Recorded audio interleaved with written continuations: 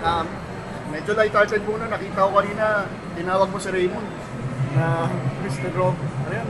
Ano yan? Mr. Nowhere ba yun? Gumagawa na naman kayo ng issue Pero wala na. Kaibigan mo yun si Raymond. Matalik ko kaibigan niya. Kahit nung nung pandemic pa, yun ba yung may bubble tayo. Oo. Nasa Ginebra siya, nasa LX ako pumunta sa namin yun sa lugar namin. Sa same hotel kami, pero pupunta sa room namin.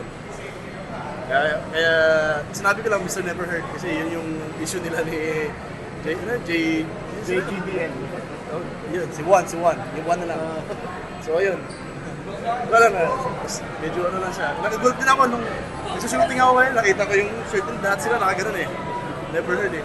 Siguro katuwaan lang naman yun. Sorry, ikaw na. Game related na.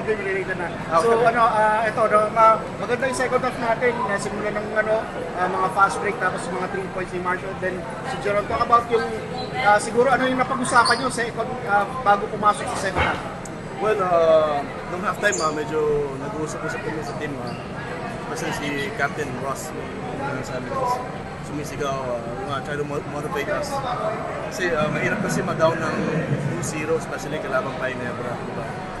So, ayun nag-usap-usap kami na kailangan yung manalo na pagdating ng third quarter, we have to step it up and bring our E-game kasi hindi madaling talunin itong Ginebra. So, ayun, yun yung ginawa namin. Smart. Thank you din kay Lord na binigay yung game sa amin.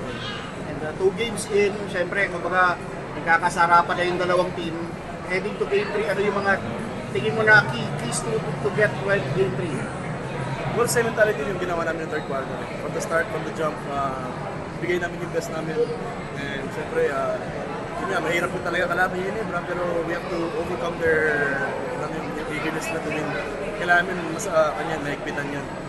And then, just want to give a shout out kay JT kasi he came out to play tonight. It's a big factor talaga sa akin si JT ngayong gabi, ngayong game na to. Thank you.